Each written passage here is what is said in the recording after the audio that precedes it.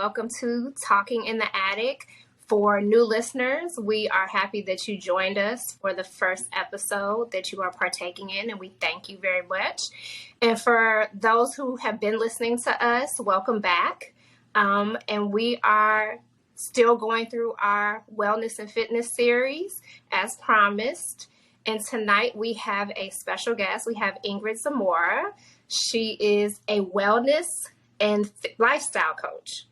And she's not only a coach, but she is a friend of mine. So I'd like to thank her just right now for giving us this interview and just, giving us some information that hopefully Joe and I will be able to use, and then also any of our listeners will be able to use. So thank you for joining us, Ingrid. You're welcome. Thanks for having me. Okay, so we're just going to dive right in because I had to look this up, and then I asked you also, if you could explain to our listeners exactly what is a wellness/lifestyle coach, what does that entail? So the definition, varies based on from source to source because there's different theories and a lot.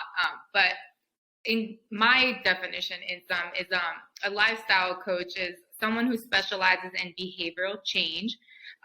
We work with clients to optimize his or her environment and mental state in order to reach peak performance in whatever area they want to focus. Okay. So is there a specific area that you tend to focus on, or is it just open to whatever your client comes to you with at the time? That's varied based on who I'm working with. Most of my work now has been done with eating habits and physical activity.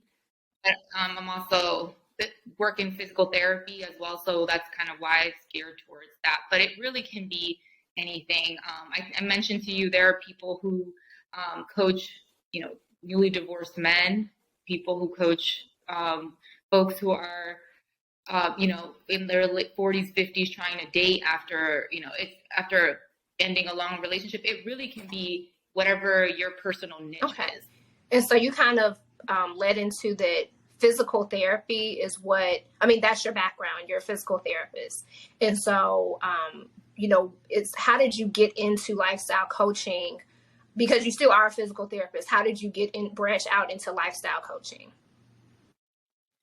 Well, this happened in the summer of 2021. I was working in a hospital in Florida, and it actually was right around when COVID was, peaking down there, and it was very stressful. And I was working in the ICU, and I had a particular patient. She had a spinal cord injury, and she had a really, really bumpy road there, prolonged stay in the ICU.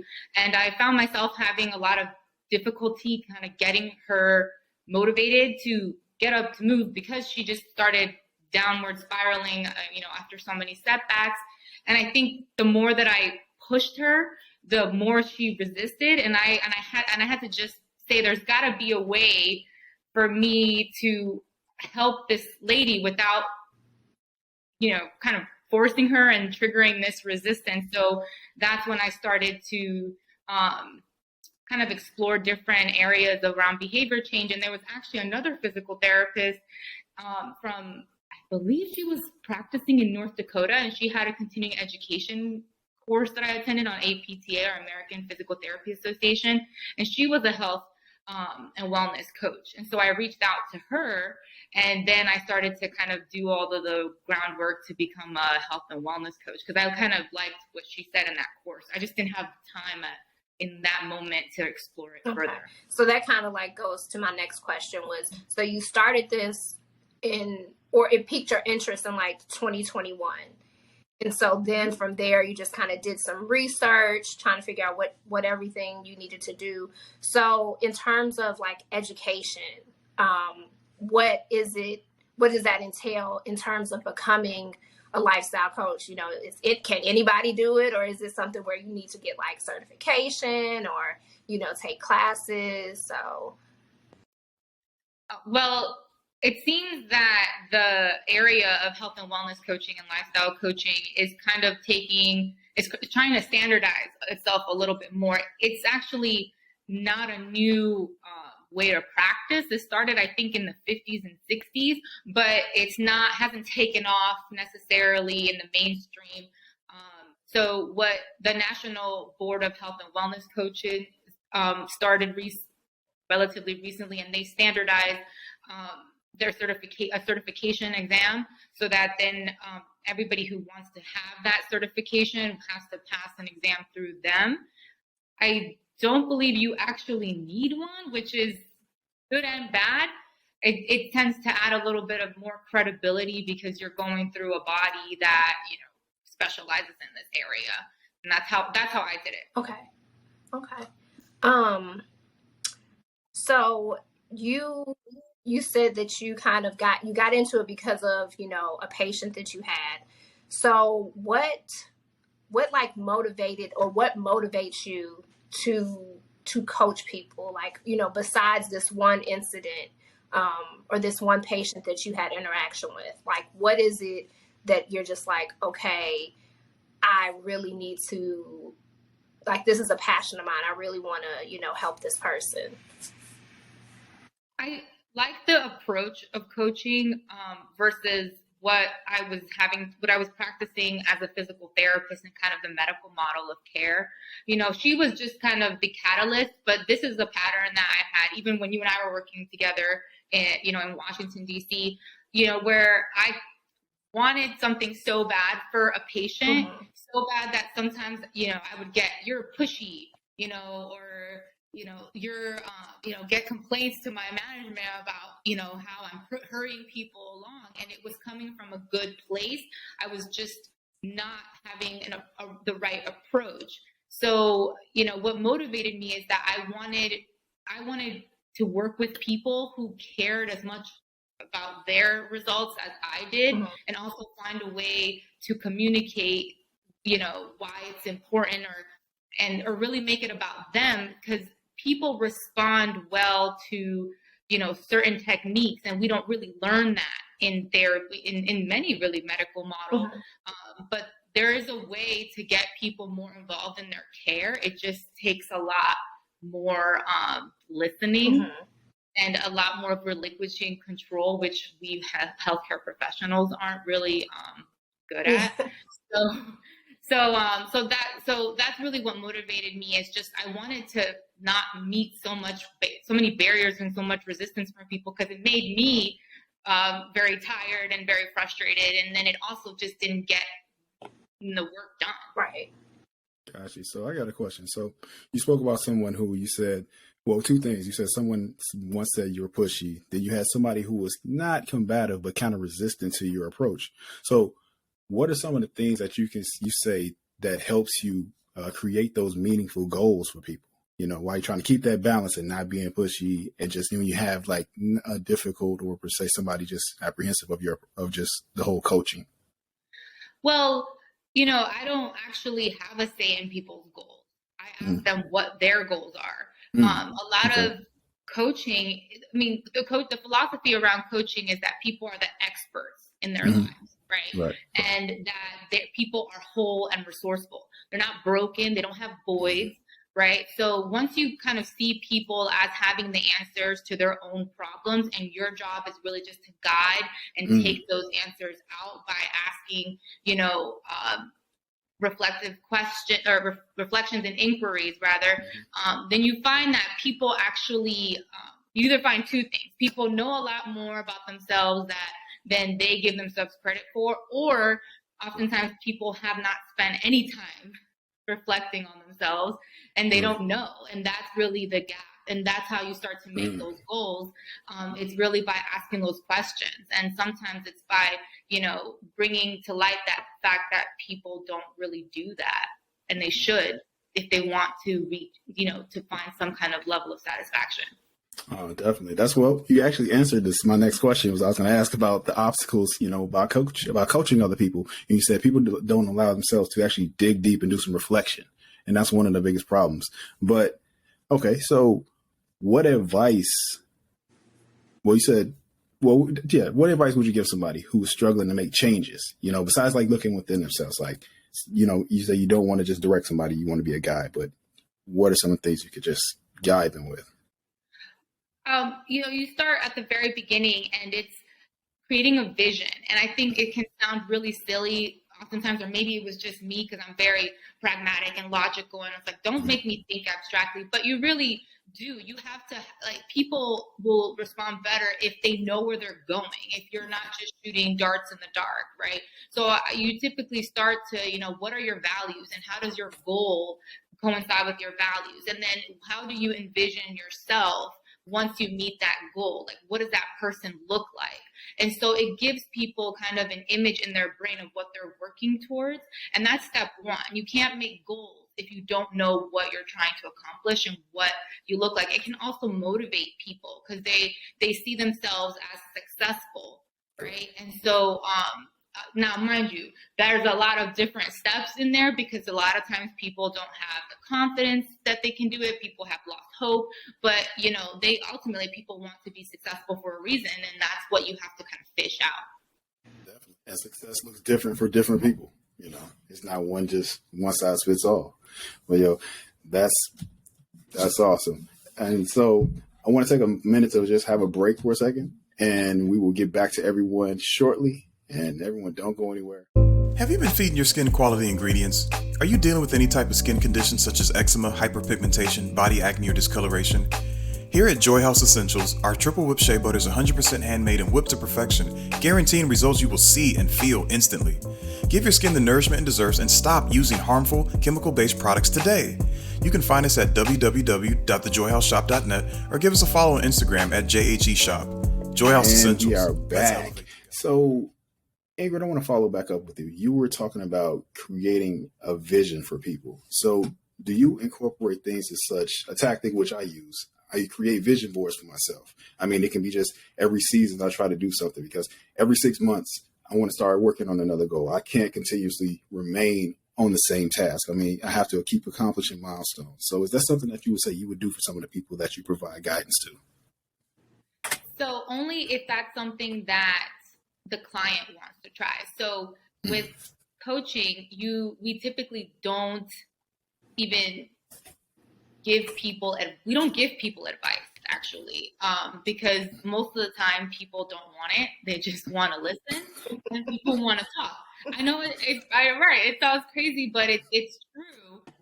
Most people just want to be heard. So oftentimes if, people have difficulty with a vision, then I, can ask the question, well, how can you start to create that vision? And they might come back with a vision board, or they might be like, I don't know. And it's, how can you find out? So it's always putting it back on the person. And so unless that person was very, very stuck, then I would ask permission, like, how about I give you a suggestion? And that person may absolutely say no. And you just respect it. Or that person may say yes. And you typically give people options. You don't go with the vision board because that may be something that I really like, but I may bias that person. So you want to always give people options, people like that. Gotcha. Totally understood. Okay. So how often would you say like you meet opposition or obstacles with these patients in terms of your suggestions or, like a technique that you want to try with someone? Like, is it 50% of the time? Is it just, 10% of the time? Are people pretty open? Well, so as far as doing things that I wouldn't want to do or I wouldn't suggest, I mean, it happens all the time because we have a way in our brains, especially as practitioners, of how things should be done. And then you realize, like, you just got to let it go because people are so complex. They have so many things going on in their brain and they're so individualized, right?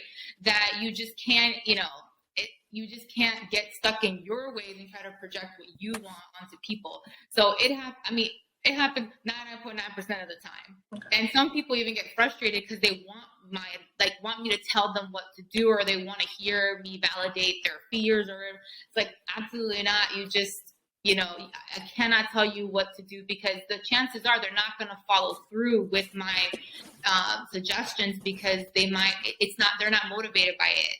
So that's why you just might as well just step back. I mean, That's true. Like, I mean, when my therapist suggests stuff, I'm like, I don't know. Can we kind of tweak this a little bit so we can, you get what you want, I get what I want, and we come with some middle ground and get a result. So, no, that makes sense. So, like, in terms of who should seek out or who should come to a lifestyle coach, like, is there a demographic? Is there a group of people who, like, maybe should come to you instead of going to, like, a licensed therapist? Or, is there any rule to who should come see a lifestyle coach? Well, that's a great question, and I'm really glad that you mentioned it, because people can sometimes confuse lifestyle coach with therapist. So I want to start there. Okay. They're very different. I do not provide mental health services, right? Mm-hmm. That is a whole completely different discipline. The techniques are sometimes similar, but like you said, maybe your therapist suggested one thing and you're like, I don't like that thing. So as a coach, I wouldn't have suggested that. I would give you options. Mm-hmm. So people who want to work towards future goals, those are the ones who should come to lifestyle coaching. People who are in distress. So we're talking people who are dealing with any mental health, like condition, say anxiety, depression, those kinds of, like, I would say big diagnoses, mm-hmm. need to seek a psychotherapist. And initially I thought it would be hard as, a novice coach to see the difference. But when somebody is struggling to make behavioral changes successfully because they start just saying the symptoms of depression or anxiety, it becomes very clear that they can't move forward because something, because of some other triggers. And so it's, and then maybe they start crying, or they start, I've had that happen, and it's time for you. I can, and I will refer people out. I think this is not appropriate at this time. You should seek help for this. And then I do make that suggestion just because it's the ethical thing to do. And if they don't want to respect it, but then I must discontinue services at that moment. So that kind of, this question is going to kind of lead into, I think it was a question either Joe or myself had a little bit later, but you said, like, if you meet someone who is suffering from, like, anxiety or depression or things where you are not the person who they should be seeking and you refer them out. Do you have other cohorts that you work with that you say, okay, you know what? I can help you in this area, but I know someone else who maybe could help you in terms of, like your diet, or someone else who can help you with, organization. Do you have other individuals who you kind of collaborate with when you are coaching people? So short answer is no. I'm not that far advanced into my own coaching practice and business, as you will talk about later. But and then also that's a really hard thing for me to do, because remember, right now I work primarily with workman's comp. So it's hard, everybody has different sets of doctors, but even with private insurances, it's hard to, like, unless you're cash only, and then you're willing to seek other services with cash only as well, mm-hmm. It makes referring very difficult. Most people will go through their insurances, and it's very hard to know whether, whoever you're collaborating with accepts all these insurances. Okay. So, but I typically keep it very general. I maybe you should see a nutritionist, or, perhaps go back to your primary care. And I have had to do that, because a lot of times people know their number to their insurance card, or have a primary care physician who can also refer to different providers. Okay. So speaking of going through the insurance and the different things, this question, I was going to be asked the question regardless. How do you go about that process? Like, it's how are you referred? I'm just trying to get the understanding of it. And I know probably people who are listening are going to have the same question as well. So some insurances do cover coaching. It's relatively new. It's actually only since 2019 that the National Board of Health and Wellness Coaches teamed up with the VA, actually Veterans Affairs, to actually devise CPT codes, which are the codes that medical providers use to bill and get reimbursed. They're still in the preliminary stage from as far as I'm concerned. So you're not actually, they're just kind of seeing how much these are billed and used by providers. But some insurances already do reimburse lifestyle coaches, but it seems that it's still in the very early stages. So a lot of practitioners do cash only, so like subscription plans, like monthly subscription plans. Gotcha. Okay. So kind of like piggybacking off of Joe's question. So, for you, are you and I know like, again, you are new into this. And so you're still trying to, figure out what works best for you, what works best for your patients/clients. Are you just wholly insurance based, or are you cash based, or is it just based on the person? So when I first did this was just about, even just like 15 months ago.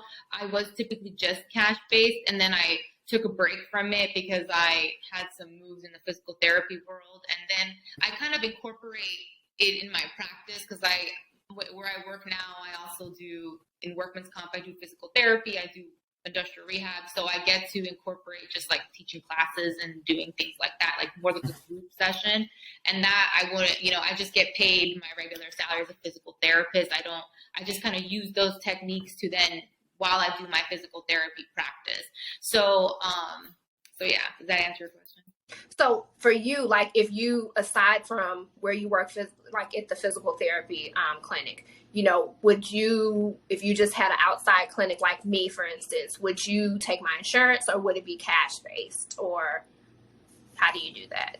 So it would be cash based, because when you are working with insurances, you need to be credentialed with insurances and all that. It's a huge bureaucracy there. I mean, it's like when anybody tries to get, for any provider tries to get approved by an insurance to be in an in-network provider, it's a beast. Okay. Just so because like I know our listeners are gonna have questions about, how can I pay for this if this is something that I want to explore. So correct. Yes. Cost is always important to people. Definitely. Right, absolutely. So think BetterHelp Cerebral. Yeah, okay. Online. That's kind of the format that lifestyle coaching has taken. Okay.